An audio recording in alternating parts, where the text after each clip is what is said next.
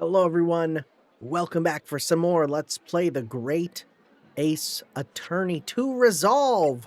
We're continuing our investigation here in the time between parts. In the time between parts. Drebber there. I went to Madame Tussauds.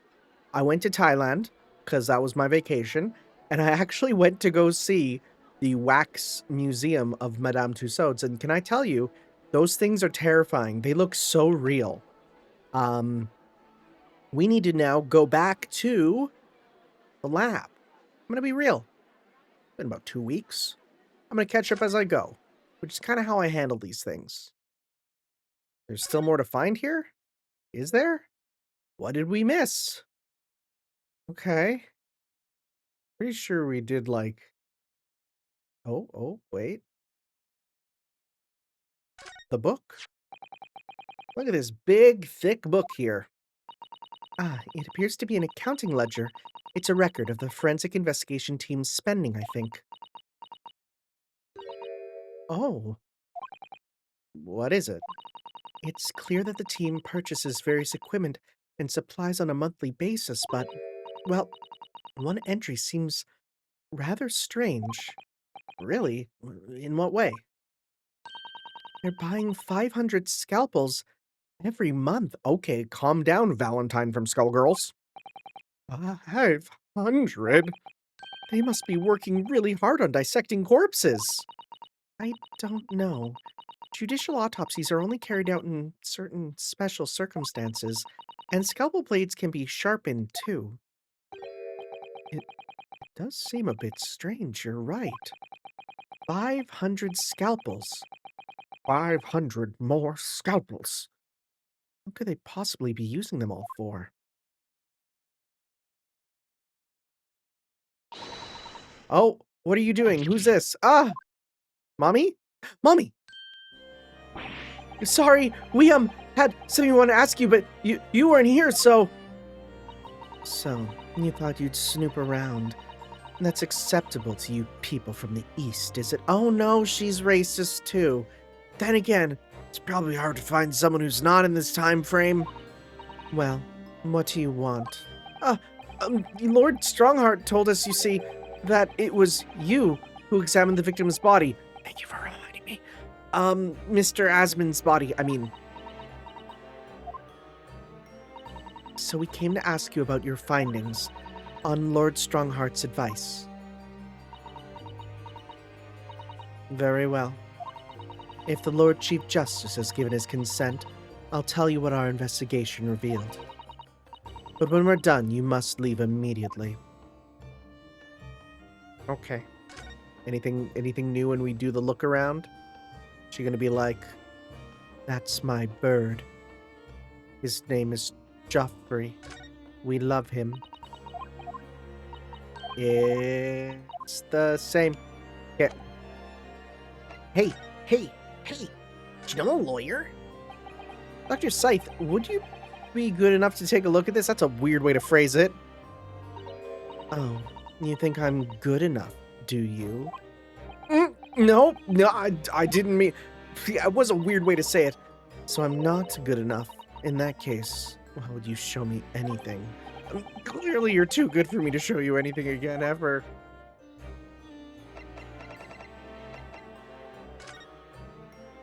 Nope. Okay. That's a powerful pose she does. That one with the hand on the hip. Kinda crazy. Right there. Boom. That's strong. That's got the power of a straight, like, a JoJo pose, right? Anyways, okay, let's talk. What are your findings? So, you want to know what the forensic investigation team determined from its examination of the scene? The victim, Mr. Odie Asman, who disappeared from the experimentation stage amid an explosion, and the Mr. Asman who appeared moments later partway up the Crystal Tower, were without question one and the same person. That is the team's conclusion. But that can't be right. If it was an elaborate trick, we can only speculate about how it was carried out. Let's see, if two people who looked very similar to each other were involved, they could have made it appear as if one single person had switched places, couldn't they? Very true. But sadly, in this instance, that was not the case. The man who disappeared and the man who subsequently reappeared was the same person. But what if one of them was made of wax? The fingerprints at the scene make that quite evident. Ah, fingerprints. They're not yet officially recognized as forensic evidence in the British justice system, which is wild to me. It's wild that they're like fingerprints. Sounds like another seatbelt thing. It's like, what? But one day, they'll be used as an investigative aid, as a matter of course. Oh my, but that would mean that the instantaneous kinesis actually took place. So where does that leave us? My team was tasked with investigating, not drawing conclusions. Oh. Instantaneous kinesis is impossible, and yet the body did move from one place to the other. This hasn't cleared anything up at all. It's made the whole thing even more of a mystery. What if he got in, and it kind of like it was like a cannon, and it just like, you know, and then, right? Like Mario. What if it was a Mario cannon? Hello? Are you a baby bird? Mama, what's this? Where did she spring from? Certified mother? And did she just call the doctor Mama? This is a lawyer, dear. Oh. Hello? To meet you. Sorry. Pleased to meet you. Yes, I'm a defense lawyer. Ryunosuke Naruho. Mama? Yes. Can I cut this one up? What?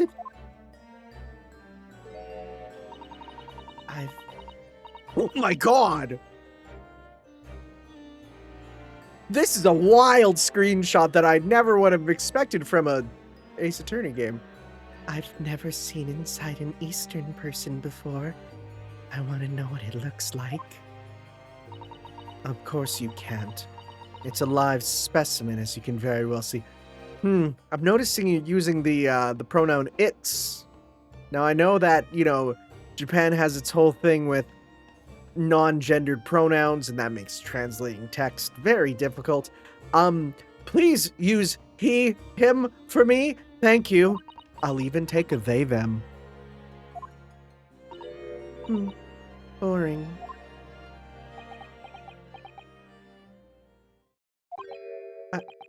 I think I just had a near-death experience. Oh dear. Mr. Naruhodo, you're as pale as a corpse. Then let's leave before I'm mistaken for one. Well, I think we've done all the investigating we can here for now. Just back to reality. Comedy time over. We could just determine the whereabouts of Mr. Drebber. I'm sure Gina and little Toby wouldn't let us down. Now then, do you think we ought to try to speak with Mr. Sholmes at this point? We have things to discuss, and I'm dying to meet him again after all these months. Yes, it's quite possible he might know something useful, you're right. We ought to find him at Madame Tusspells. He's supposed to be working there as a temporary waxwork exhibit. Yes, Iris told me all about his latest unusual adventure. It certainly is that. You're just gonna stand there, huh? So... I thought he was gonna... That sounds like he's asking her on a date. What are you doing at the moment, Doctor? Keeping a close eye on things so no impertinent Easterners can think they can look around my office. Are there such impertinent Easterners around? How terrible. One of those guys from up in Osaka, you know how crazy they get. Yes, you. I'm not from Osaka. I don't even speak with a Texas accent. She doesn't mince her words, Miss Sato. I think perhaps it's time we left. Okay. Well, sayonara, mother. Let's just see. Is there anything else here? Mr. Sholmes' suite, just as I left. Borrow books. Let's do everything we can investigate. We don't have to go here. See it. Okay, so yeah. To Madame Tusspells. It is actually kind of laid out like this room, which was kind of cool. Mind you, just very different in Thailand, of course. Well, the guard's gone. Here we are again. The House of Horrors.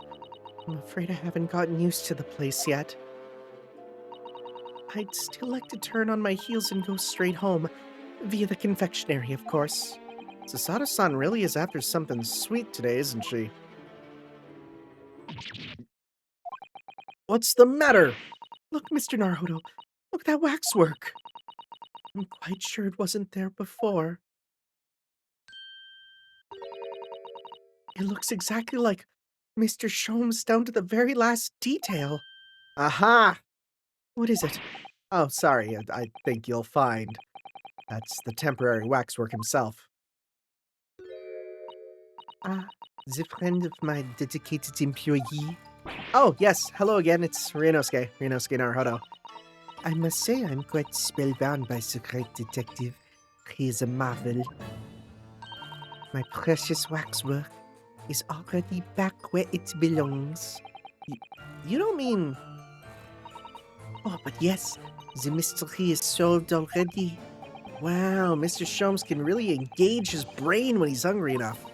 So, as you can see, he has returned to his habitual duties. Yes. His habitual duties. Alors, do not disturb, oh? I got goosebumps. I got goosies. She gave me the goosies. Poor Sasato-san, she looks very perplexed. Can we go see this exhibit then? This special exhibit? I guess maybe not. Well, okay, well, let's start by going here. Hi, buddy. We really do need to speak with Mr. Sholmes, and I am longing to say hello again. But where is he? Just doing a little bit of shadow boxing. Don't mind me. I think you might find that he's quite nearby, actually. Oh, what do you... Indeed, my fellows, it is I. Hoo-ha! The world-famous great detective in waxwork, Herlock Sholmes. Oh, wow! Sasato-san! Wow, you went down quick. You really didn't see this coming? Weren't we told about the venture? Now I'm asleep. My most humble apologies. I thought I died and gone to eternal paradise for a moment, via London. My dear madam, allow me to make amends by offering you a tasty free deduction at some point. Is that what you're calling scones now? As long as it's not of questionable street food quality. I don't understand. Why are you working as a waxwork here, Mr. Sholmes? Merely a secret identity, you understand? Though the case is largely solved now. Largely solved? We're talking about the waxwork abduction, I presume? Indeed we are, my good fellow. As I predicted, it was as easy as proverbial pie. Though I confess, yet to partake of a pie, proverbial or otherwise, or any food so far today, for that matter. That's probably really bad for someone pretending to be a statue. That stomach rumble echoed around the whole museum. So how do you manage to solve it so quickly? Well, do remember, I said it was largely solved. Anyway, I simply negotiated with the culprit. Are you familiar with the so-called telephone? So that's just funny. It's funny for us nowadays. Oh yes, it's a most modern invention allowing you to hold a conversation with people far away. in Japan, only the imperial capital and a handful of cities are connected as of yet. This morning, a telephone call was received here from the perpetrator of the abduction.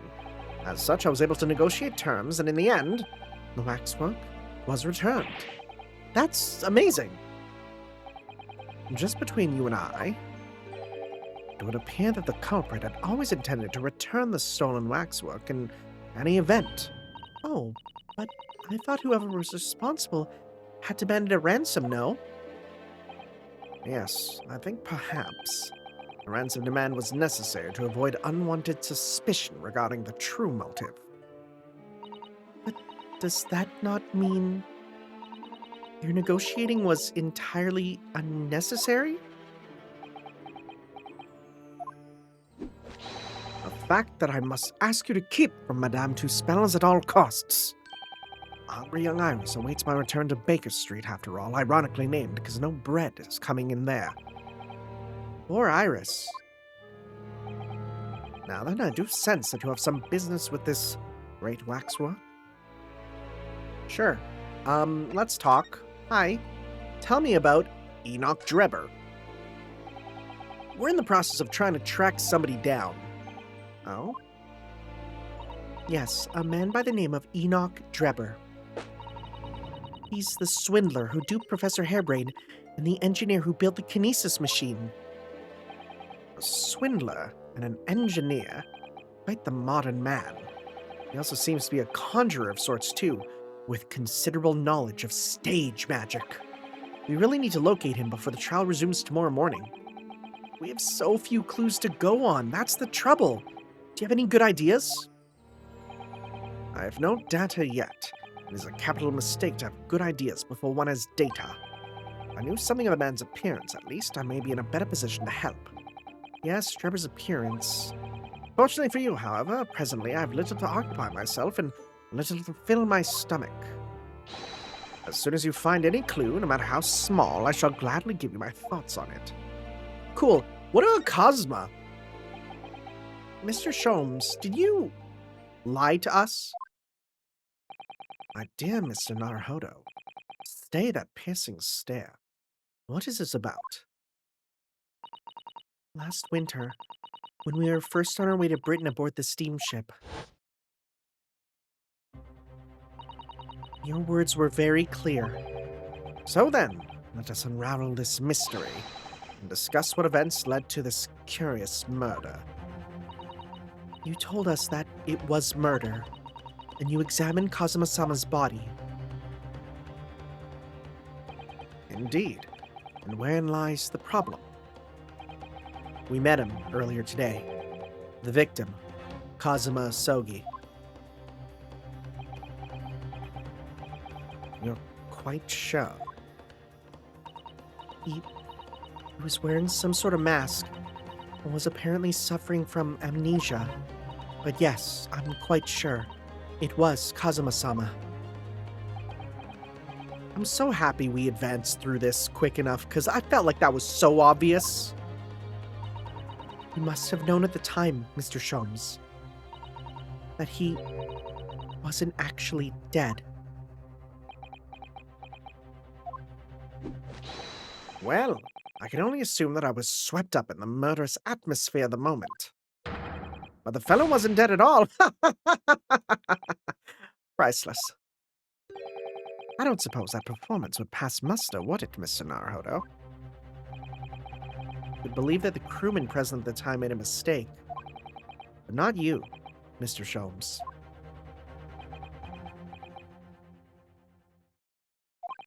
I will now tell you something of the first importance, my dear fellow. Great detectives are wont to lie. It will serve you well to remember that. Dang. Please, Mr. Sholmes. Tomorrow in court, you will find yourself on the threshold of a very great mystery. For now, I'm afraid that is all I can say. Oh, why are you acting like Sherlock Sholmes? Dang it. Anyways, here's what this douche canoe looks like. Mr. Sholmes, would you cast your eyes over to this photographic print? It's of Mr. Enoch Drebber, the face of the engineer we seek. Well, all Englishmen look broadly the same, of course. It's got a crazy monocle. Oh, then again, I guess that's an English thing. So looking at this photograph won't be particularly instructive. Is it Moriarty? Are you all right, Mr. Sholmes? Is Enoch Drebber Moriarty? Ah, yes, forgive me. Let me take a look. Age? 35? I could see that. 35, 34. Oh, yeah, okay. Because we've already set up the professor, right? We've already set him up. He's been named, right? And I at first thought it might be Odie Asman. He looks like a Moriarty, but like this could also be. Let's see. Yes, forgive me. Very interesting, this. Very interesting indeed. What's wrong, Mr. Sholmes? You've turned quite pale all of a sudden.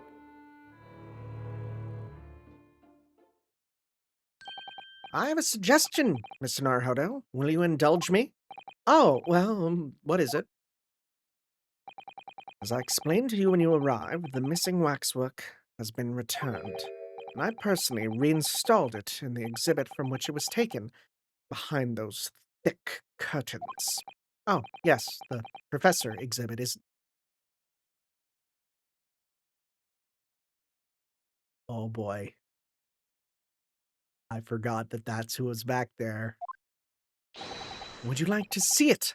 For a mere 5 shillings. That's a special one-time only price, you understand. What? The opportunity won't come again, I might add. Wouldn't you like to see the fruits of my labor? Oh, well, we do have a rather pressing investigation to carry out. Perhaps we could postpone... The price is very reasonable, 5 shillings. I think you'll find it's well worth it. Are you being quite serious, Mr. Sholmes? Surely you need only look at my expression to ascertain if this is seriousness or silliness. I can never tell with you. That's the point. Very well, it couldn't hurt. Here's your 5 shillings. Gratefully received. So, the special exhibit awaits behind the curtain. I invite you to peruse it at your leisure. Oh boy. It's gonna be him. He's the professor. Well, the money's been spent, so let's go and see the special exhibit. It's gonna be James Moriarty. With those heavy curtains at last. It's a little bit of it, but... Let's... go. 5 shillings we've had to pay.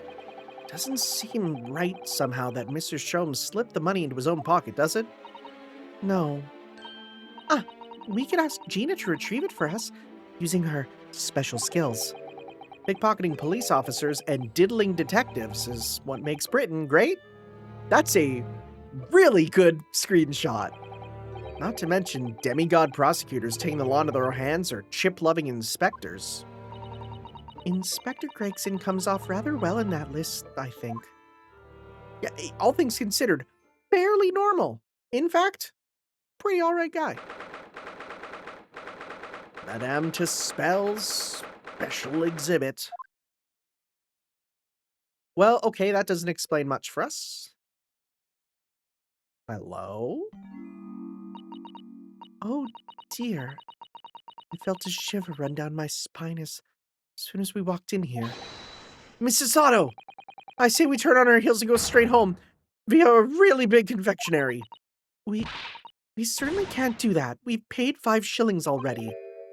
True. Actually, I'm looking a little more closely. We've paid good money to see an exhibit that's clearly incomplete. The nerve of the great diddling... We can't call him the great diddling detective, please. We can't do that. We can't do that. That has many problems. The nerve of the great diddling detective is far more terrifying than anything else in this place. That's supposed to be what Mr. Sholmes meant when he said that the case was largely solved.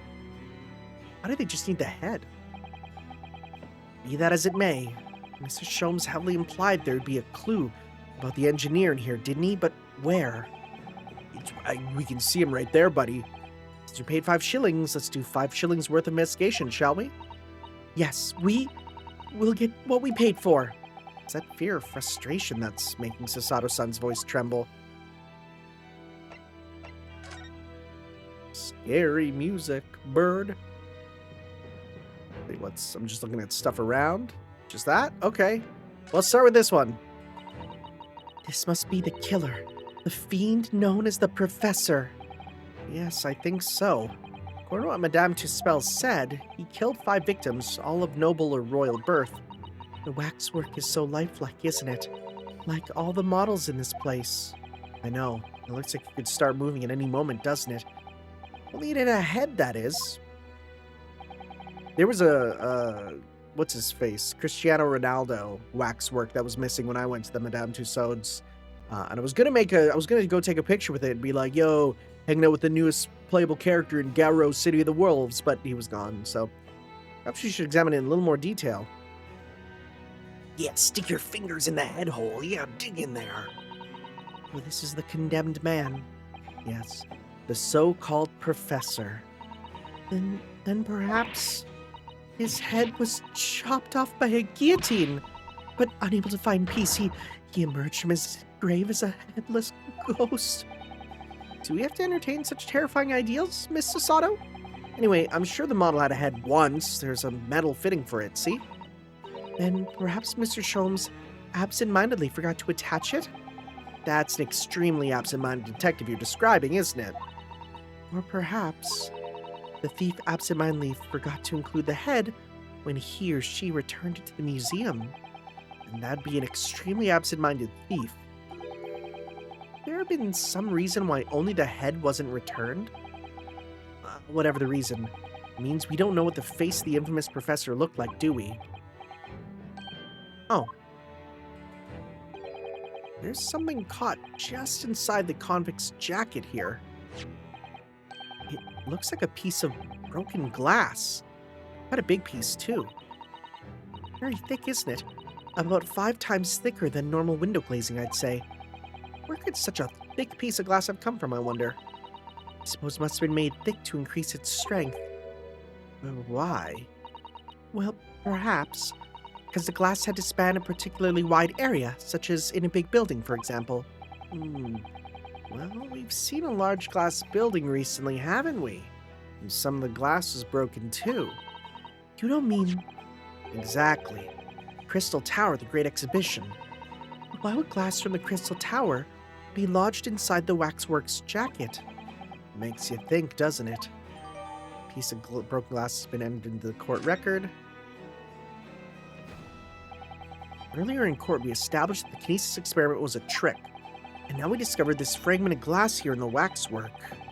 Is it just a coincidence?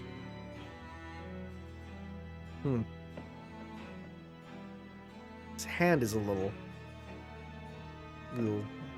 broken looking. Are we sure this is the professor? Because there's a chance that this is the professor burying him or something. This part of the exhibit is just as disturbing as the rest. It looks so real. Seems to be a young man in a white overcoat. And he has a large shovel in his hand too, look. I don't know. Perhaps we should call it a spade. Maybe we should investigate in more detail.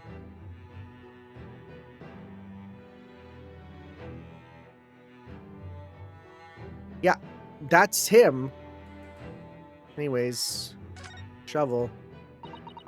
What a large shovel. He's holding it rather ominously, isn't he? What on earth was the man doing with a shovel in a graveyard in the middle of the night?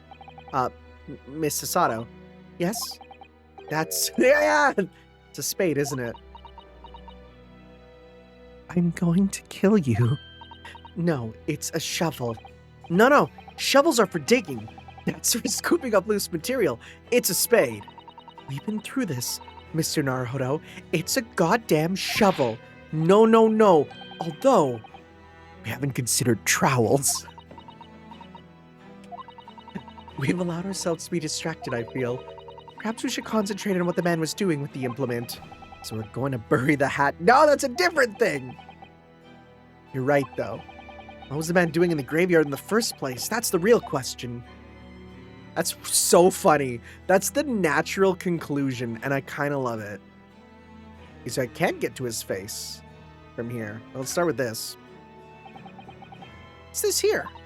Well, this would appear to be a lens in the middle, so I believe it's probably a camera. A camera? But it's so small. British technology is incredible, isn't it? I mean, what about Mr. Sholmes' skin prints? I think perhaps you should treat Mr. Sholmes' inventions as exceptions to the rule. But anyway, why would the man be in a graveyard at night with a camera? I wonder. Perhaps he was trying to capture the moment a dead body came back as a ghost on film. We'll just borrow this for a little while, I think. It's technically not a real person, so I guess it's okay. Looking at the photographic plate inside, we can see what picture was taken. What's a photographic plate?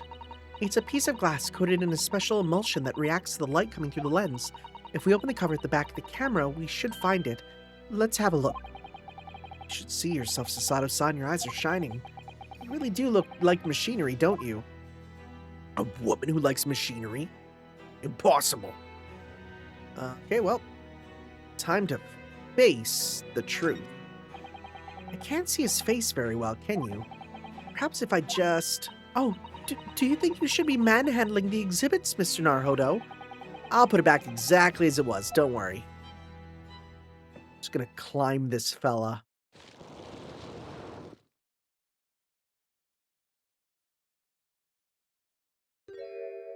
That's a face. What on earth? How can... I don't believe it. A black monocle. Mr. Naruhodo, is it possible that this man is it? White hair. Black monocle. I mean, it'd have to be years ago, maybe, but... Yes. It's Enoch Drebber. Before he was injected with Sephiroth DNA. The color of his hair is different, but it's unmistakably him. It's not like multiple people can get the same. Oh.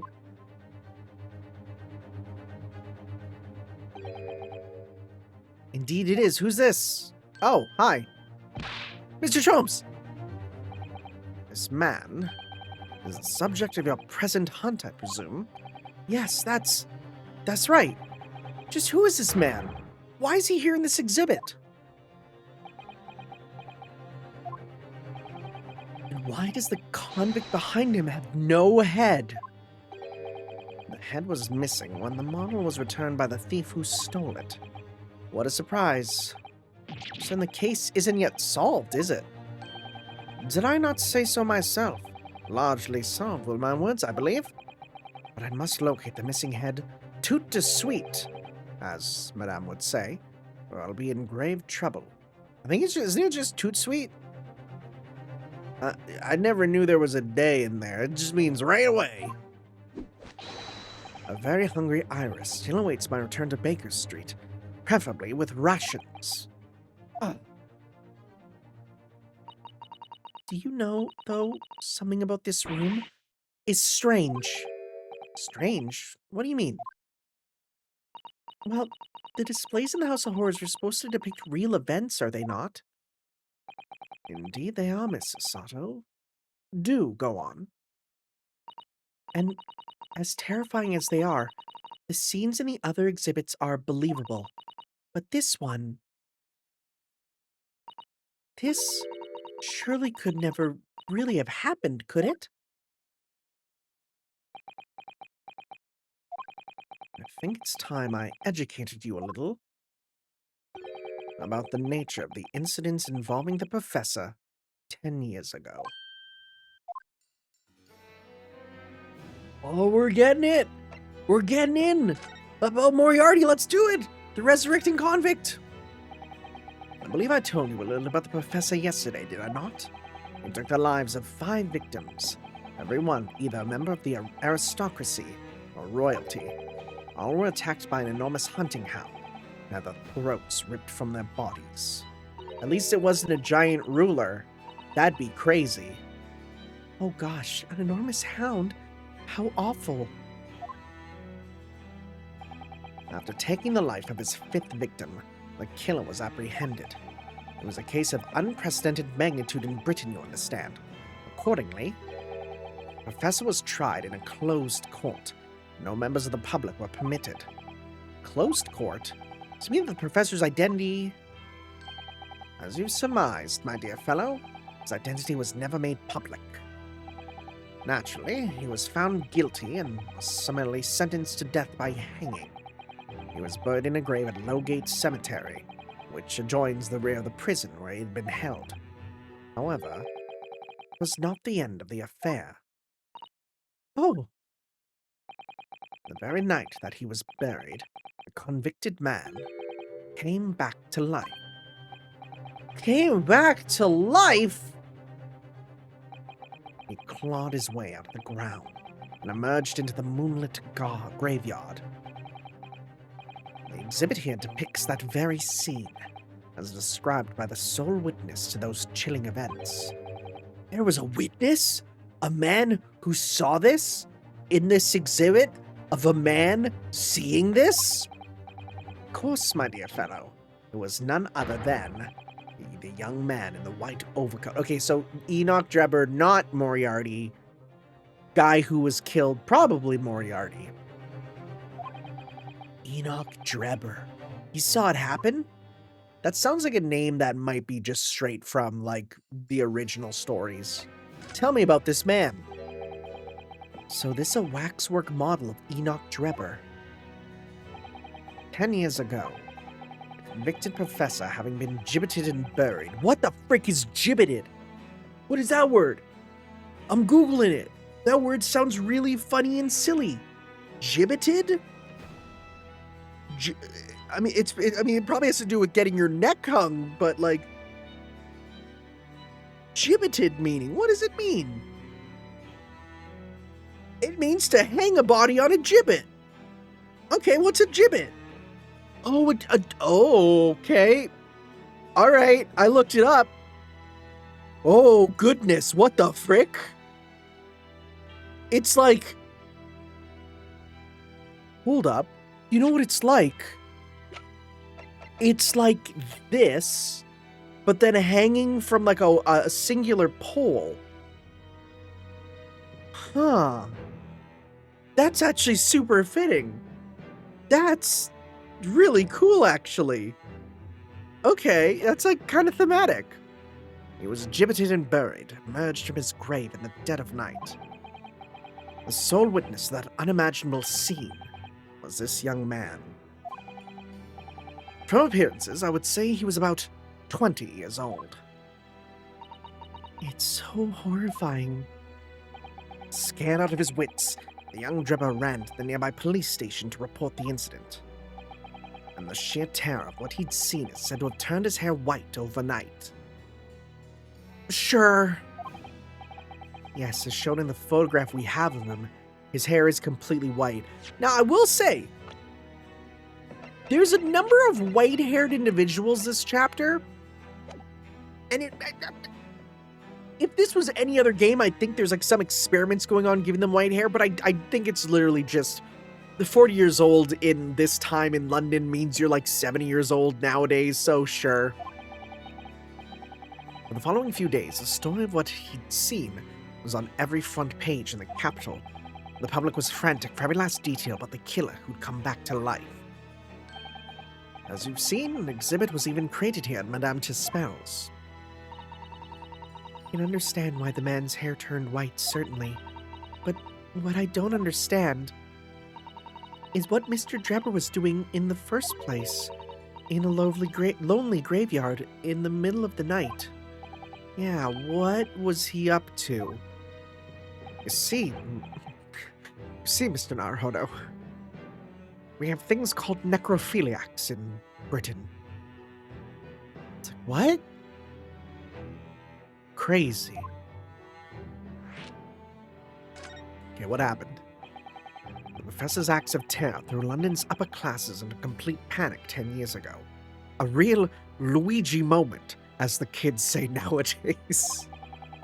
It was a great scandal, one might say, in the various highest levels of society. And since the killer's identity was never made public, rumors abounded. After all, no killer had ever before systematically employed a dog as a weapon of murder. I'm just imagining him doing it like Renoa in Final Fantasy VIII, just dog on the arm, launching it like a rocket. Yeah, I can imagine the impact the case must have had. But in time, of course, the rumors abated. So too did talk of the shocking witness account of the convict who came back to life. It was forgotten, dismissed as a dubious ghost story, as a preposterous parlor tale. But why did people stop believing it? Why? Simply because there was no resurrection to speak of, as was established in fact. What do you mean by no resurrection? The police investigated the grave in Lowgate Cemetery and published their findings. The convict's body was found to be buried exactly where it had been, following the execution. No. But that would mean Mr. Drebber must have lied to the police and the newspapers. That would appear to be the only logical explanation, yes? The young man subsequently vanished from society, and nothing has been heard of him since. It's rather striking, then, that he should resurface now, don't you think? Of course, the convicted murderer couldn't have really come back to life. That's not possible. There's no such thing as ghosts. But Drebber's hair is unusually white, and if that did happen overnight as a result of shock, it's hard to believe the incident was an out-and-out lie. We're really going with there's no such thing as resurrection, but then going with, oh, hi. Okay, we're going with none of that, but then his hair turning white, that's fine. What the bleed now, Nora? Odo? Wait, what the bleed Nora, Odo? What have you gone and done? Gina, what are you doing here? I asked Iris and she said this is where you'd be, so... Oh goodness, Gina, not inside, not so loud in the museum. Madame Tusspells will have you take a position as a waxwork if you're not careful. I think there might be a more pressing concern. I sold some flash powder left from 6 months ago, so... All right, Gina, we understand. Please, put down the gun. Oh, she's mad. Sorry, I got scared. You should try being the one on the other end of the barrel. So, what brings you here, Gina? Brings me here? What do you think? Oh, we found it. We found that dodgy cove's workshop. What? You found Drebber's workshop? Yep. Toby's nose took me straight there. The boss and the others are heading over there now in a drag. So come on, what's a drag? What's that? They're going in drag? That's crazy. Here's the address. I got the boss to write it out. Oh, thank you, Gina. I forgot you can't write. We'll make our way there at once. All right then, see you there. Wow, Gina, your theme played for not very long. You go. Don't mind me. We'll just stay here, being still. What? I know my place. In the exhibit over there. Oh dear, someone is feeling sorry for himself. Let's go, Mr. Sholmes, you're coming. Your words heartened me, I must say. But if I was to shirk my duties here, Madame would have me pay monetary recompense. And Iris's dinner plate would be empty. Forget that, I'll pay for everything. Then there's not a moment to lose, my dear fellow. I shall hail a carriage at once. We'll get the VIP 6-seater. No offer to share the cost of Mr. Sholmes, then. I shall gladly pay half, Mr. Naruhodo. Thank you, Mr. Sato. Right, let's go. He's so cheap. Well, that looks like another one of those things. Yep. and a very bright quiver in the corner. That looks like... Oh, it's another super high voltage instantaneous kinesis machine. Indeed, it would appear so. Only a prototype, naturally.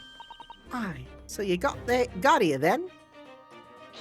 Gina, well done for finding this place. And in such little time, you've really worked miracles. It's Toby here is the miracle worker. Woof. Gregson? Now's not the time for your Chinese cowboy impression, buddy.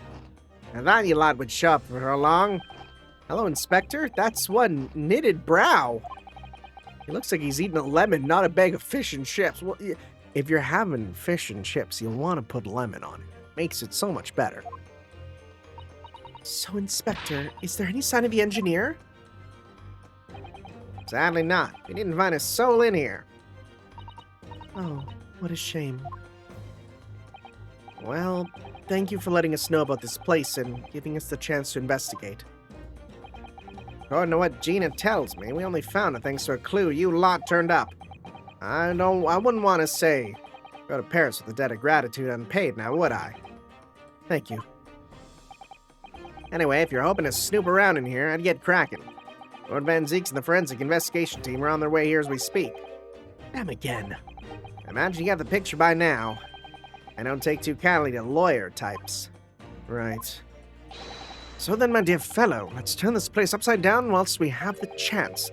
And you, Sholmes... pardon? They take even less kindly to great detectives than they do to lawyers. Very droll, Gregson, very droll. You may consider me nothing more than an inconspicuous waxwork model. What the hell is he going on about? Right then, let's see what we can find here. Okay, first things first, this quiver is so bright. It's a European-style quiver of arrows with steel bolts inside. Oh, do you suppose... Crossbow bolts, these. And just the right size for the bow you lot turned up at the exhibition grounds. In other words... Yep, that's more evidence to support your theory. And all goes to show that Drebber was the one pulling the strings behind the scenes of this whole scam. Okay, all right, belongs to Mr. Enoch Drebber, yeah, okay, well, we take that. What about this trophy? Ah, this appears to be most interesting. Yes, most interesting indeed, wouldn't you say? It's an impressive-looking back massager, that's for sure. What? I've no doubt that if you hit your shoulders a few times with that, your aches and pains would soon go away. It's a Royal Society trophy for excellence in science. A young scientist could wish for no higher honor. Hey, you know what we forgot to do? Look at the camera. Just remember this. Oh, look! Cover came open. Yes, now there should be a glass plate inside. You have to change the plate with each new photograph you want to take, you see. Something wrong? There is no plate. It's been removed. Oh, what a pity. I suppose if you think about it, this wouldn't be the actual camera that was used at the time, just like the waxwork isn't the actual person. Oh my god, it's gonna be. So, we'd never have found a photographic print of the executed convict coming back to life anyway. Oh, yes, you're quite right, of course. Poor Sasada-san, she looks devastated. Okay, either it is, or we're gonna use this at some point and develop a print or something. Oh, goodness! What a wonderful machine. You really love contraptions like this, don't you? Oh yes, anything mechanical I find absolutely irresistible. Almost irresistible, surely. Whenever I see a pocket watch, for example, I can't help myself. I simply have to take it apart. That's worrying. Yes, Father tells me the time by the rumblings of his stomachs now. He's given up on having a watch. Poor Professor Mikitoba. Anyways, hi. Look, Mr. Naruhodo. What is it? On the bellows just here, there seems to be some very dark red stains. Yeah, you're right. It looks like blood, actually. Oh my. Sure it's not what you're thinking. Details of the camera have been updated. Okay. feel like we're gonna have to use the blood-o-matic at some point. That's glass. This piece of glass is almost as thick as it is wide. Just like how I like my women. That just, like, it just came out. Like, I didn't even think, right? Jeez. I've never seen anything like it. You're to compare it to a human. Okay, we're going with thick skin, okay. Whew. You're to compare it to a human, only Miss Sholmes has such thick skin. There's really no need for such a comparison, Mr. Naruhodo, as you well know. Anyway, it'll only be from the Crystal Tower, surely. Yes, I think so too. Probably made especially to meet the demands of that great structure. I was so scared when he said to compare it to a human.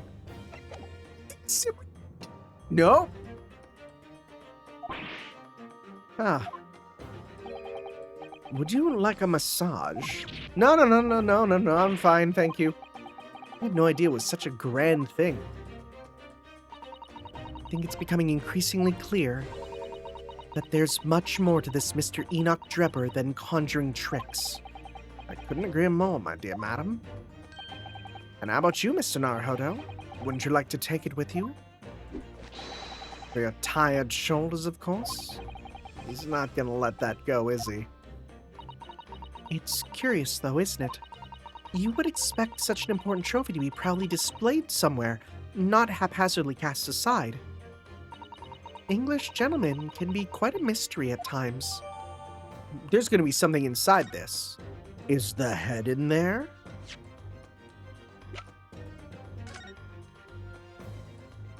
Let's start with reading this. There's a little metal plaque here, look. Fostering burgeoning talent for the future of scientific discovery. Seems rather ironic, doesn't it? Really, Mr. Drebber really was a talented scientist. Open this bad boy up. No, you need to open it. Can we not open it? Are you serious? No way. So no head? A little plane. Look at that freaking Studio Ghibli. Look at that Castle of Cagliostro plane. What on earth is this? An aeroplane, Mr. Naruhodo. One day, scientists believe it will allow humans to fly freely in the skies. Is that how the trick will be described, is it? Sorry? Well, it's actually suspended by a thin but very strong cable, isn't it? Oh my god, you're so stupid. Oh, well, this model is, yes, but a real aeroplane would actually fly high in the sky. Well, suspended from somewhere even higher in the sky, of course. Because large metal objects obviously can't stay in the air unsupported. Next, you'll tell me they'll be able to melt steel beams. Like, what's up with that? So to you, the solution is ever taller towers? Yeah, 2 of them. Okay, alright. Look up. I'm sorry, Mr. Naruhodo. That machine is covered by the Special Dispensation for Scientific Equipment Act. There would be serious repercussions if you were to examine it, from the Crown and the government. They're up in it. Well, those two don't seem to be holding back. It's quite hollow inside. No working parts or devices of deception to be seen, my dear fellow. And no loose change drop on the floor, nothing. Not even a bone for Toby here, my dear little fella. British people are very much ruled by their own ideals, aren't they? It's another good one. It's another really good one. I think that's just those two, Mrs. Sato. Door? This door doesn't want to open. Yeah, looks like it's got a pretty hefty lock on it. There's a specialist locksmith on his way over from the yard, so hands off till he gets here. With permission, Inspector, I could have that lock open in less than a minute. Well, you don't have permission, and no one is giving it to you. He looks so smug. Yeah, it looks like he really enjoyed that. Well, there's no sign of anybody on the other side. No, Drebber must have fled at the first sign of danger. Never mind. Oh. Something wrong, Mrs. Sato? Well, I thought I heard a noise from the far side of that door. Well, Gina, did you hear it too? Yeah, I didn't know. What you reckon, Toby? Good barking. Right. Mind the grease. See, just who's ever in there, open up. It's a Scotland Yard.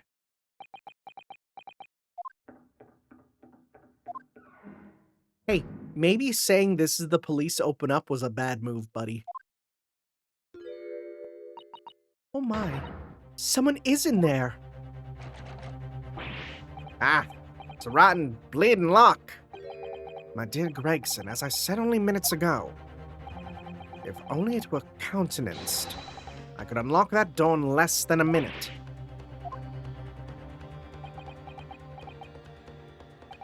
Fine, I'll take the rap for it. Just get us through that blasted door. Whoa! There, you may enter at will. You've confused minutes with seconds, I think. Time is of the essence, I feel. What are we waiting for? Nothing for it, I suppose. This is an emergency. There's a strong possibility that beyond that door is the engineer you all seek. Be prepared for action, my dear fellow. Yes!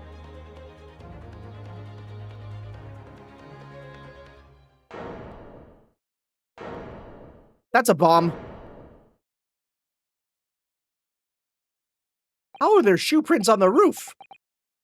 What happened in here? Why is everything upside down? What the frick? Rats, there ain't no one in here at all. But there must be. It was only moments ago that we heard those noises. There's... Maybe that was the sound of Drebber running away. But there's only one door into this room. And no windows that could afford as escape route. Those skylights are too high. There's shoe prints on the roof. What's that up there? Are they footprints on the ceiling? Sorry, what? Gregson, now's hardly the time, buddy. No. And I think the only one who could probably do that to you here is Sholmes, but... Blow me. What do we have here, then? You stepped over the bomb? Looks like someone was trying to burn something in a hurry. Oh, that looks like a set of blueprints. To what? To the Professor Hairplane's Barney machine. Barmy machine, is it? Blimey, we'd had these. There'd been no need to muck about trying to investigate all that scrap metal. There's something of great interest here, too. This rope was lying on the floor at the foot of that pillar. A rope? What's significant about that? Never mind. You see, you did not observe, Mr. Naruhodo. We must investigate the entire room thoroughly before the forensic investigation team arrive too. The fact that, yeah, maybe we should look at the clearly marked dynamite in the middle of the room. Mr. Sholmes, have you found something? Mr. Naruhodo. Yes, in point of fact, something rather fascinating. What do you make of this? Let's see. I've never seen anything like it before. It looks like a bundle of thick cigars wrapped up in... Okay, yeah, that's fair. Mrs. Sato, what's the matter? That's a... Surely that's a time bomb, isn't it? What? Gregson, how do you not know what a time bomb looks like? You're a goddamn detective. Did you say? Time bomb? Sorry, but, what's a time bomb, exactly? You truly are one of a kind, Miss Naruhodo. I won't take that as a compliment. Oh, you don't know nothing, do you, Odo? You haven't got a clue what it is either, have you, Gina? I invite you to consult a dictionary later, Miss Naruhodo. This particular specimen is no time bomb, though I confess it has a very similar appearance. Oh, well, thank goodness, but then, what is it? You see, it's actually a regular bomb with a clock attached to it. I see. That's it. Goodness. Mr. Sholmes, have you seen to the heart of the matter? There's times when I consider my lot most unfair. From fated never to know how it feels to flounder as you do when a puzzle presents itself. But I've learned to accept the hardships that come with being a great detective, Mrs. Sato. There we go. I feel a great deduction coming. Whatever. Once again, I can draw two conclusions from the scene we see before us. The first is that the inverted nature of the furniture in this room is the work of Drebber himself. Oh, but how could you... And the second conclusion is that small device on the floor there is without question completely genuine. Please, Mr. Sholmes, you must explain everything. It would be a pleasure. After all, it is a great detective's civic duty to teach Scotland Yard the finer points of the trade. Well, Inspector Gregson seems delighted with the idea anyway. Oh, you deflected the inspector's glare with such fortitude there, Mr. Sholmes. Well done. You're too kind, my dear madam. I hereby dedicate this great deduction to you. Kindly stand just there, Mr. Sato. Oh, yes. I'd be delighted. So, shall we begin? Once again, Herlock Sholmes is proud to present his logic and reasoning spectacular. Time to show how dumb you are, buddy. Let's do this.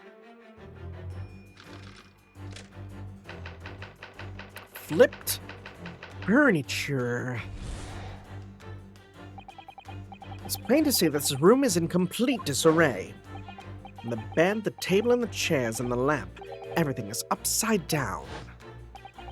Almost as if every item in the room had, until recently, been happily positioned on the ceiling before falling straight down to the floor. Okay. Every item in the room is on the ceiling? Are you suggesting that? Indeed. The key here, is gravity. Have you ever heard of Jamiroquai, Mr. Sato? Oh my god. It would appear that technology has at last succeeded in freeing us from the great pull of the earth. For the gravity in the room was reversed, then suddenly restored to normality. I see that. Wow, that's barely hidden, huh? The safe numbers. Goodness. The inverted furniture clearly reveals the truth about the part gravity played in this whole business. I quite understand your skepticism, Mrs. Sato. I too was incredulous at first. However, my conviction, my analysis was cemented when I first observed this. An anti-gravity device, almost identical to that featured in a dream of mine the other day, in fact. But then why does it have a clock on it? Most relevant question indeed. It is a timing device which controls when the gravity direction will switch. There was clearly a requirement for the engineer to be able to restore normal gravity automatically, and the commotion we heard earlier from the other side of the door was the moment the restoration occurred. Yes, the reason why everything in here is turned upside down is because of the anti-gravity device. So you see, we need look no further to explain the state in which we find this room. The direction in which gravity acts here was reversed by Mr. Drebber before being restored to normality in an automatic fashion sometime later by the timer device. I've witnessed precisely the scene in a dream I once had when I fell out of bed. You know, all great detectives have to hit us with the "I saw it in a dream" explanation. That just solves everything, huh? How is this a thing? I saw it in a dream, and that's all you gotta say. Now let us consider the next conundrum. What was our engineer friend's aim? Indubitably, the greatest clue we have to explain his actions is above our heads. Yes, how is it possible there are footprints all the way up on the ceiling? A question whose answer will lead us neatly to the truth, my dear madam. The reason there are footprints footprints on the ceiling because of the nearby spotlight. Of course, Mr. Drebber's aim was singular, to escape. However, there's but one way into this room, excepting the skylight, that is. Ah. Oh my god! By inverting the gravity in here, Drebber was able to fall conveniently to the ceiling and make his escape via the otherwise inaccessible skylight, leaving those footprints behind on the way. But the ceiling in here is very high, Mr. Sholmes. If the gravity reversal was sudden, wouldn't Mr. Drebber have fallen up to the ceiling rather violently? Falling up is both scientifically and philosophically rather interesting concept, I feel. When the man was cornered with nowhere to run, so escape to the skylight was his only option. You may recall that I found this in the room earlier. There's a flower behind there, which I believe offers a solution. Oh, the rope! To reach the intended destination, what better tool than this rope? By anchoring one end of the wall, the man was able to lower himself safely to the ceiling. Which explains how Drebber was able to escape this room before our arrival. He reversed the pull of gravity and fled via the skylight. And personally, I should very much like to reverse the pull of gravity again now, just for fun. Don't touch the bomb, please. Thus concludes Sherlock Sholmes' great deduction of this topsy-turvy puzzle. Have you considered you might be an idiot? Gina's not even listening. Sasato's into it. She's completely spellbound. Mr. Sholmes, there's just one thing that troubles me. I would expect nothing less. You're destined to be troubled by just one thing for the rest of your life. Might as well call you Columbo Nosce. Thing is such a thing actually possible? An anti-gravity device, I mean? I would say that with man's current scientific knowledge at the turn of the 20th century, it's no more possible than instantaneous kinesis. But your whole deduction hinges on it! Ah, but my dear fellow, you have eliminated the impossible. Whatever remains must be the truth. That's a Sholmes, or Holmesism, however improbable it may seem. It's a marvelous line, wouldn't you agree? One of my more enduring pearls of wisdom. I had Iris come up with the exact phrasing. My original was clumsy. Yeah, I have a feeling I've read it something Miss Sasato let me once. Wow. Actually, there is one other thing, Mr. Sholmes. You get to objection now that you were a lawyer for a sec. Spell's broken at last. The rope you found was on the floor, wasn't it? Indeed it was, in lonely coils near the wall. But if Mr. Drebber had used it to escape the way you described, wouldn't it still be tied to the wall? Still tied to the wall? Mysteries inevitably unravel in the end, as I think you'll find new ropes. As evidence of such, you need only look at the mystery facing this room, now skillfully unraveled. Argument is circular as the coil's rope. I think perhaps we might need to give Mr. Sholmes the usual little helping hand. I'm sure with some minor corrections, the great detective's great deduction will lead us to the truth. You're right. We must do it quickly before the bomb goes off. Sorry. If you're ready, then let us resume. Unlock Sholmes' logic and reasoning spectacular. I will say, I think this is my least favorite part of the game, if only because you have to do it twice, and it's like, I'd rather just interrupt him the first time. You know? I can get why you don't, because it's showing you his problems and then you fix it, but that's fine. Bed, the table, chairs, the lamp, everything is upside down. Yep, that's correct. And before falling straight down to the floor. Every item in the room is on the ceiling. Are you suggesting that? Yep. Indeed. Gravity.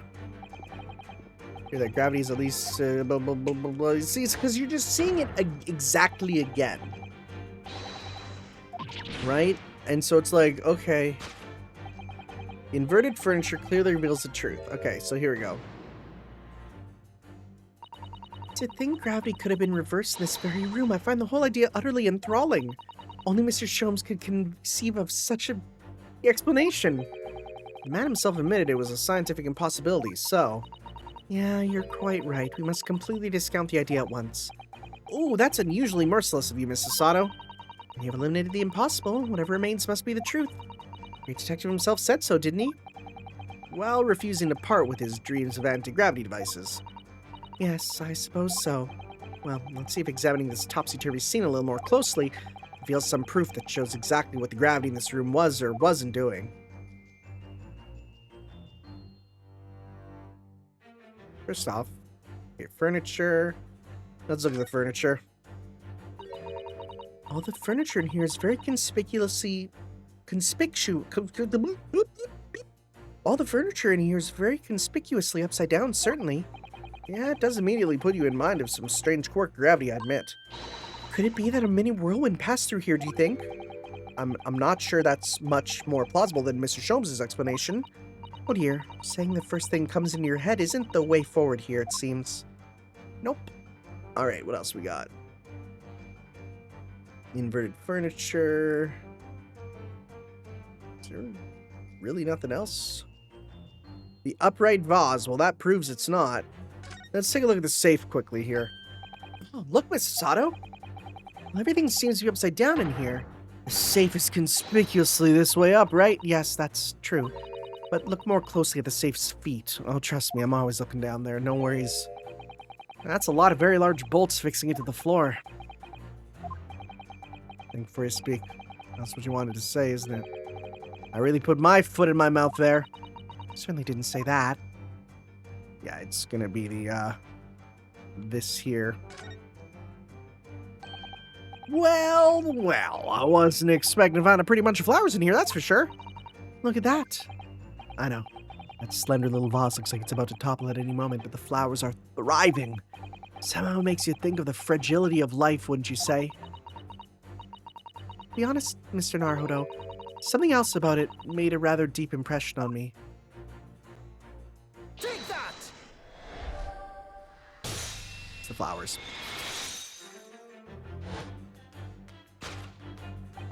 The upright vase clearly reveals the truth about the part gravity played in this whole business.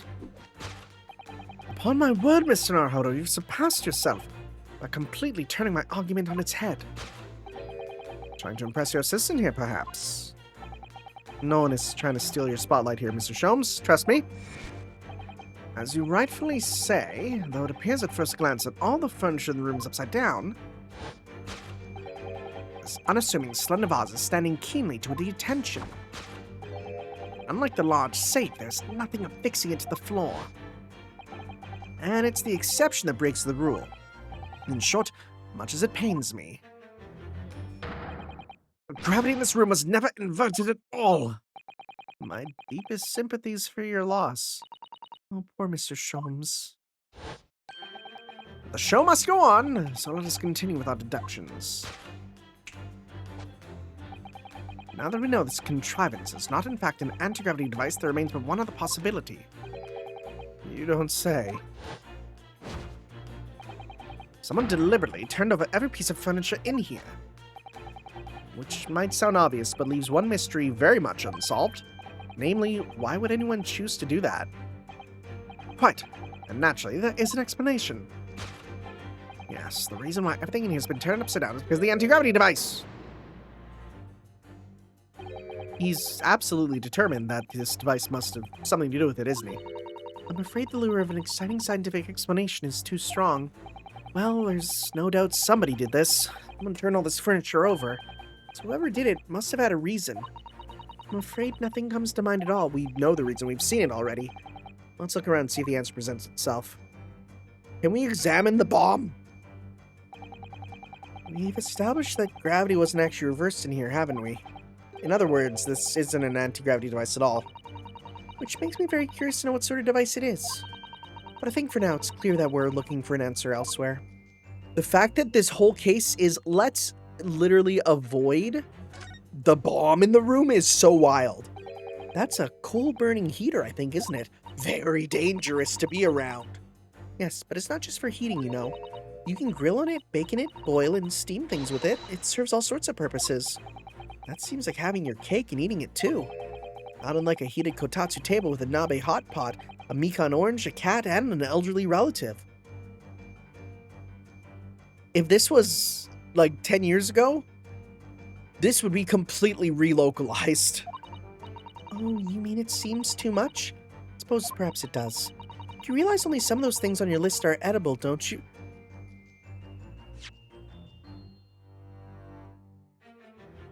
No, everything's edible there if you're not a freaking coward. Okay. Anyways, giant ruler. That's literally his weapon in FGO. That's literally Moriarty's weapon. No way. Anyways, the safe combination. 432582. I'm gonna take a screenshot of that just in case. Something written on the other side of the armchair. Oh yes, safe. 432582. Safe? As in safe and secure? As in secure lockable box, I think. Admittedly, more likely. Well, there is a large safe bolted to the floor on the other side of the room, so yes. So you mean this number would let us open it? I wonder why it's written here, though. Take that! It's this. They were looking for the thing, yeah. Pretty obvious, but... Yes, the reason why everything in here has been turned upside down is because of the safe combination. Precisely. I believe, Mr. Naruhodo, that you had a very similar experience once, did you not? Yes, last year, when I bought a lottery ticket and noted the ticket number down on the inside of a book just in case. That's it. But people are forgetful souls at heart and always make a written note of important information. Just keeping the ticket itself safe would be more sensible, I think. And what, pray, happened next, Mr. Naruhodo? When the day of the draw came around, I'd forgotten which book I'd written the number in, and I had to turn my room upside down to find it. That's it. But people are forgetful souls at heart and always forget where they've noted things down. What if you always note things down in the same place? I actually won the second prize, you know. But I couldn't remember which magazine I slipped a ticket into, so I had to turn the room upside down. Thank you, Mr. Naruhodo, but I believe I've proved my point now. Which is that very similar scenario is clearly unfolded in this room. Finding still requiring access to the safe, the occupant of this room needed the combination code. I remember that he'd written on the underside of a piece of furniture, but forgot which one, leading to the state in which we find the room now. Yes, Mr. Drebber overturned all the furniture in here in a desperate hurry to locate the combination code that would unlock the safe. That's one of them. Time for the second. These go on so long. Okay. Now let us consider the next conundrum. What was our engineer friend's aim? Indubitably, the greatest clue we have to explain his actions is above our heads. Yes, how is it possible there are footprints all the way up in the ceiling? Question whose answer will lead us neatly to the truth, my dear madam. The reason there are footprints on the ceiling is because of the skylight. Nope. Well, if a change in the direction of gravity can't explain it, then how did those footprints get up there? Yeah, I feel as though this particular mystery has just become even harder to solve. I can't think of any other way to explain it at all. Oh, life was so much simpler in those halcyon days where gravity could be reversed. Minutes ago, and those halcyon days, never existed in the first place. Well, I suppose we must simply put our faith in Mr. Sholmes and observe the area in detail. Putting our faith in Mr. Sholmes is what gets us in these situations in the first place. Oh. What? Well, that's even more confusing. Okay, well, first off, skylight. These are the only windows in the room.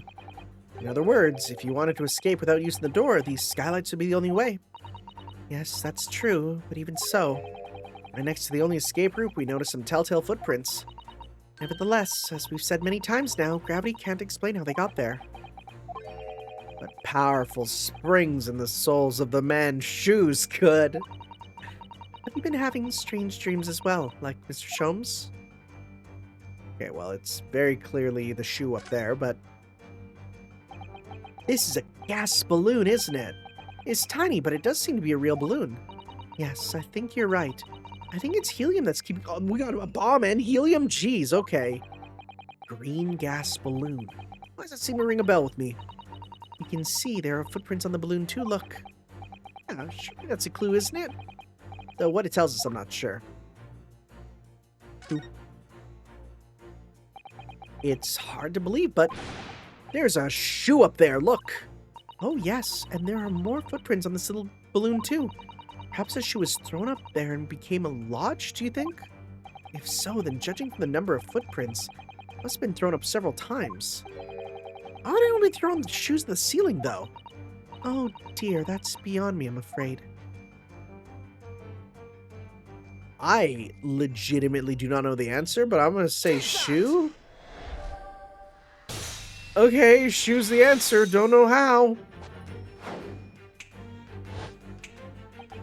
The reason there are footprints on the ceiling is because of the nearby shoe. And on closer inspection, there are clearly footprints all over the balloon as well. In other words, the aim was never the skylight at all, but the balloon. Okay. But for what purpose? A green balloon. That seems somewhat familiar. It was a piece of the green balloon's envelope that Mr. Naruhodo and Iris found at the scene. Inside the green balloon that Master Goats claims he saw above the stage when the incident occurred was the second birdcage, the crux of the whole instantaneous kinesis deception. You mean to say... We assume the balloon in here is a model of the one used on the day. There's a strong possibility something may be concealed inside it. Something our abscond was desperate to retrieve before making a hasty getaway. Okay, now I understand. But the balloon's out of reach. Hence why I resorted to a projectile, namely the shoe. Most probably, Drebber intended to tear a hole in the envelope by assailing it with the shoe. However, his efforts were thwarted when the shoe itself became a prisoner of those lofty heights. Oh dear, we desperately need to examine that balloon. If only there was some way we could see inside. You may recall that I found this in the room earlier, which I believe offers a solution. Oh, the rope. To reach the intended destination, what better tool than this rope?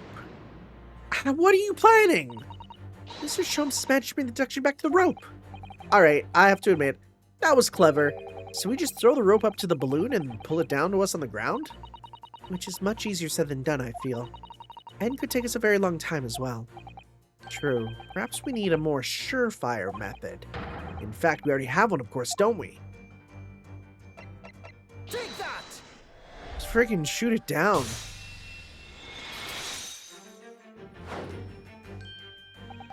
To reach the intended destination, what better tool than this crossbow? It was found at the scene, in fact, and in all likelihood belongs to Mr. Drebber. The man had only brought it away with him that day. He could have avoided losing a shoe at such a critical time as this. Probably didn't even have to look for that one. So, shall we? Your curiosity is deeply stirred, no doubt, my dear fellows.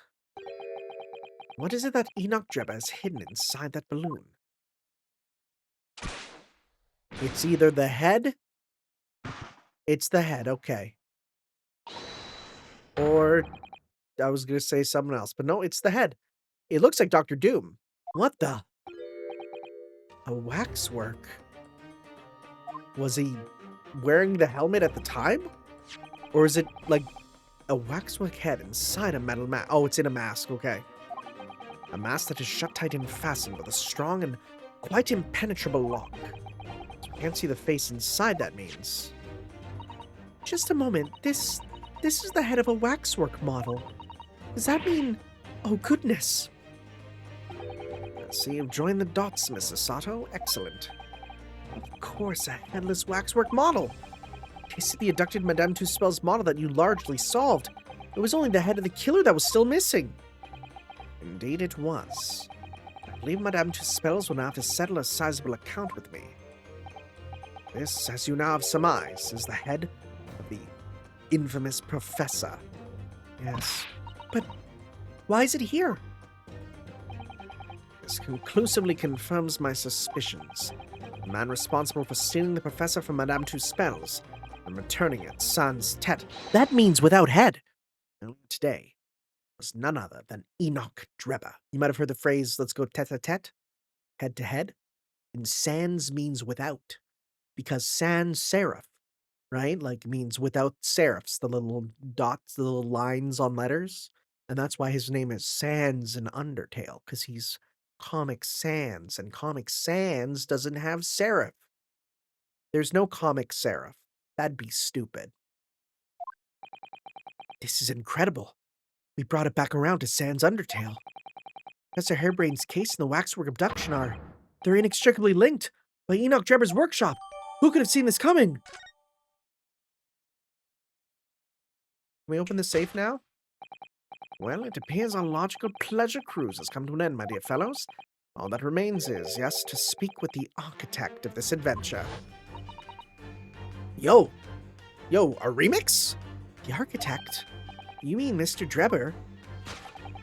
As it seems quite impossible he escaped via one of the skylights. Obviously, the man must still be here in the room. What? And his location should be abundantly clear. If you simply reflect on the journey we've made together during this... He's looking at the safe. Enoch Drebber is right here somewhere in this room? So, Mr. Naruhodo, will you do the honors? Yes, of course. Mr. Drebber's hiding place must be the...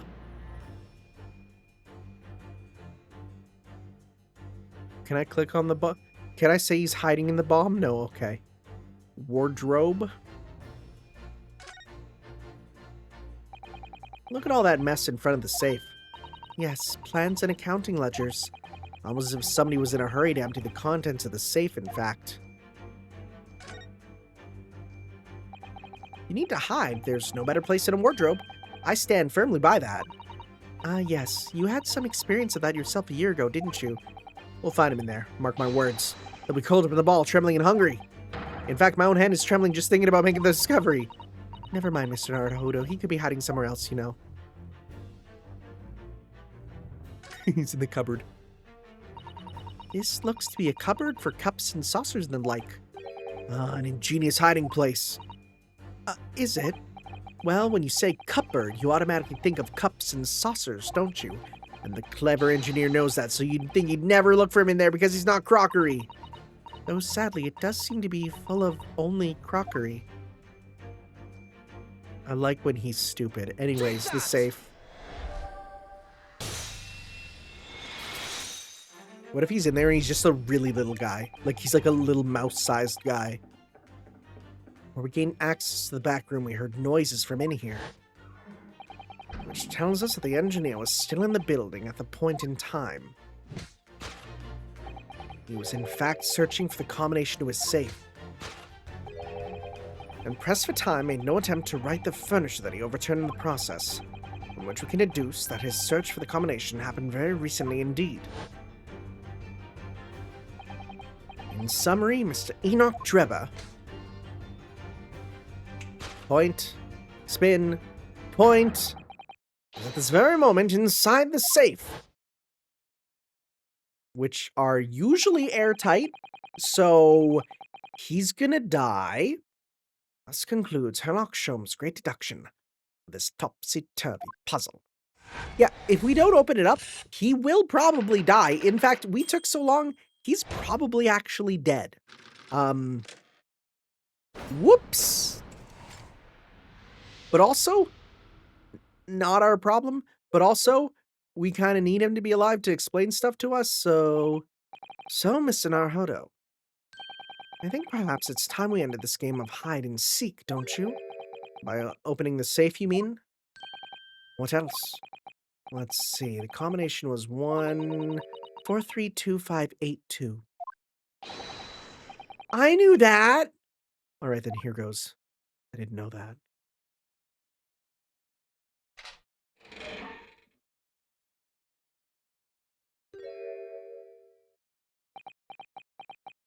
You found me.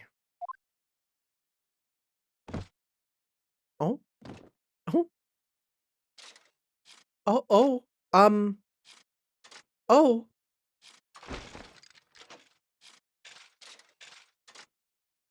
Oh wait, are you cool as hell, actually? Holy shit.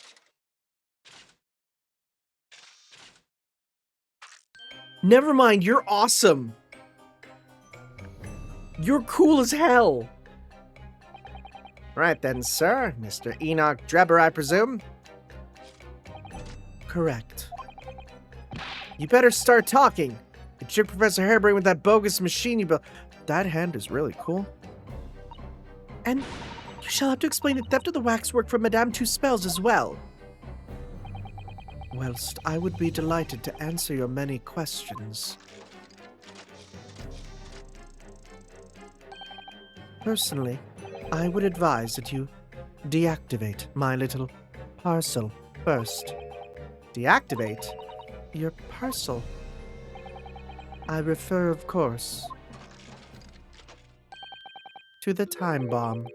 I left it in a most prominent position. Ah, ah, ah, ah. I see. Stunned silence. You're all gearing up to die with me, then? No!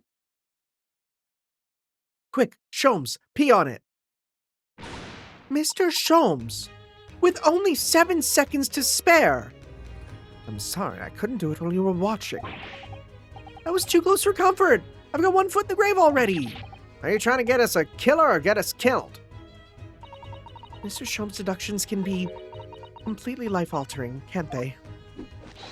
Well, my dear fellows, that was a close shave. You do a little shake at the end there, too, you know. Get it all out. The resemblance to an anti-gravity device is really quite startling, I must say. Anti-gravity devices don't exist. I wouldn't push it, Mr. Sholmes. He's just in the room with us and we're just chilling with him. Okay.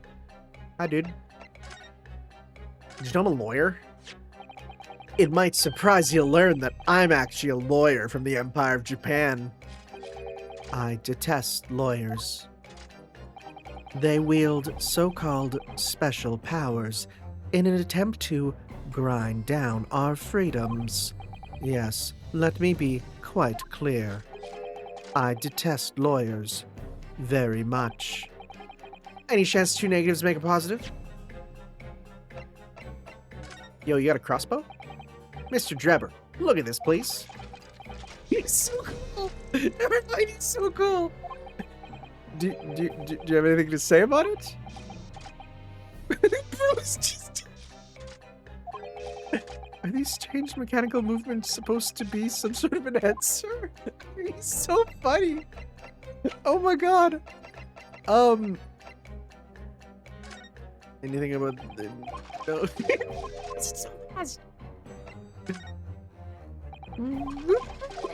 Oh my god, that's so good. That's so good. Nope, nothing to say about that. Every time it's so funny. Nothing about that either, really. Okay. Is this you? Before he became Mr. Roboto? No? Okay, nothing to say. Just doing a little dance? Alright. Alright, let's talk. Well, now we can actually look at the room too, right? Safe. Still can't believe we're nearly blown up. What was that sideways glance in aid of, Mr. Naruhodo? I thought the deducing meaning from the movement of people's eyes was your specialty, Mr. Sholmes. Never mind that now. Let's see what Mr. Drebber has to say for himself. Is it just gonna be all blow up? Yeah, pretty much. Okay. Alright, hi. What happened here? What on earth happened in here? You've found me, haven't you? No need to screw me down any further. Everything in here is precisely what it seems. Yeah, well, we'll be giving it a thorough going over, don't you worry, Drebber. What fails to click with me is how you were able to locate my workshop. That I was not expecting. When I heard whistling from the other room, I knew it was time to bolt. Whistling? That would have been me. Oh. For some reason, I woke up in fine fettle today. No words, just tightly squished chips. Clearly I must have a screw loose, though, as I couldn't remember the combination for the safe, and another one loose, as I couldn't remember on which piece of furniture I'd written it down. We also found a rope over by the wall. Yes, I had hoped to exit through the skylight, but sadly the rope was too short. So I then set about searching for the combination code to open the safe. Burning down the incriminating blueprints, don't forget. Regrettably, though, you failed to retrieve the head from the balloon among the rafters. And after that, you hid yourself inside the safe, having first set this parcel ticking. Well, I had no intention of being nailed by the police.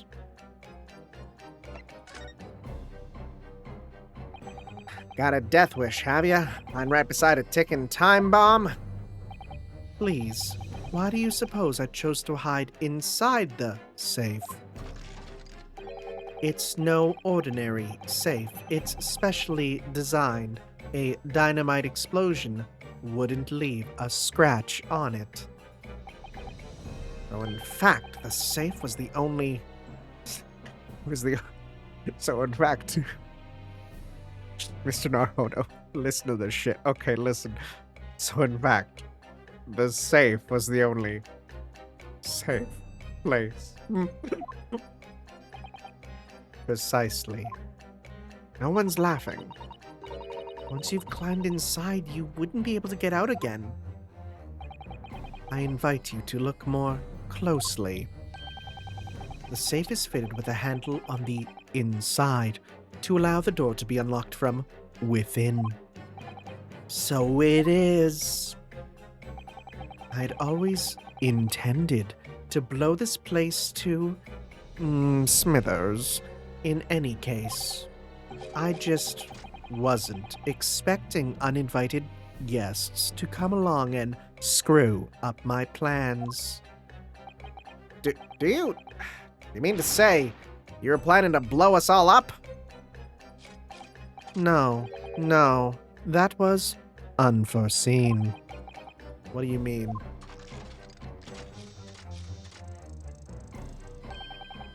Most people run, you see, when they see a ticking time bomb at their feet. I calculated the time required for retreat to a safe distance and set the device accordingly. But your seemingly endless discourse in here threw a spanner in the works.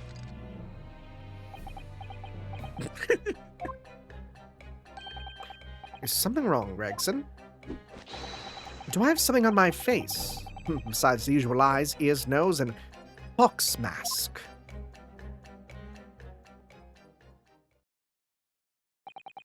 I think we have a fairly good idea what's been going on here. What about the two incidents you've evidently been involved in recently? Professor Harebrain's instantaneous kinesis experiment at the Great Exhibition, and the waxwork model you stole, which his head belongs to. That's no ordinary head, you know. That's the head of the professor. Clad in a mask with a lock so strong, I'm unable to open it safely to reveal the killer's identity. I've been considering carrying it as protection after... Oh, that's... Oh, hi. I notice you have a similar color scheme. What's going on here, Gregson? I'm sure you're aware that I have sole jurisdiction to investigate here. Yes, well, Dr. Sithe again. So the forensic investigation team are here. And you know full well this engineer's a key witness. Why are you allowing this lawyer access to him? If Lord Strongheart knew of this, he'd be finished. You lot, leave at once. My dear madam, there's no need for such a threatening tone, I assure you. After all, that's no way to greet an old acquaintance, is it, Dr. Sithe? Hello, Sholmes. Mr. Sholmes knows Dr. Sithe? If it's protecting the machine next door that's causing such a sour expression on your face, you're quite misguided. It's really nothing more than a shell, you. Get out. But of course, we'll show ourselves the door, as you haven't softened at all. Mr. Naruhodo? Yes? It would appear that our delightfully entertaining investigations have run their course for today. But Mr. Sholmes! Let us leave this place in the doctor's capable hands. I said get out. Now. All of you. What a pose. Your presence here is not required either, Gregson. Understood. Just curious. 45.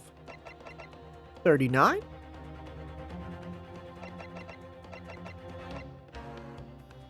Something about these two, from that look, makes me feel like there's a thing going on, maybe. And I'll just say one thing before I head off. If it wasn't for this lawyer and his companions, we'd never have found this place, and the whole workshop would have been blown to bits. There was a time bomb set in here that this lot disarmed. Inspector.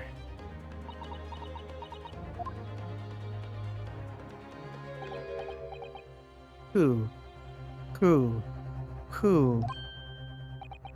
Something giving you a chuckle, has it, Drebber? Ah, so sorry. Didn't mean to offend. You're quite right, of course. You did disarm the time bomb, didn't you?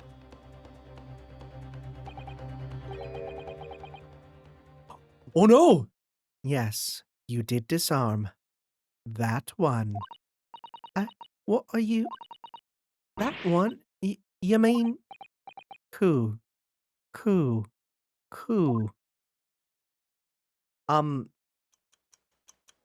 What?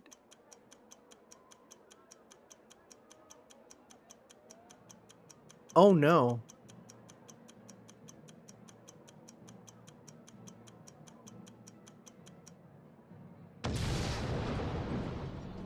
Oh. Terrorism in my Ace Attorney? It was an hour later that we heard the news. The enormous explosion that ripped through the experimentation stage of the Great Exhibition.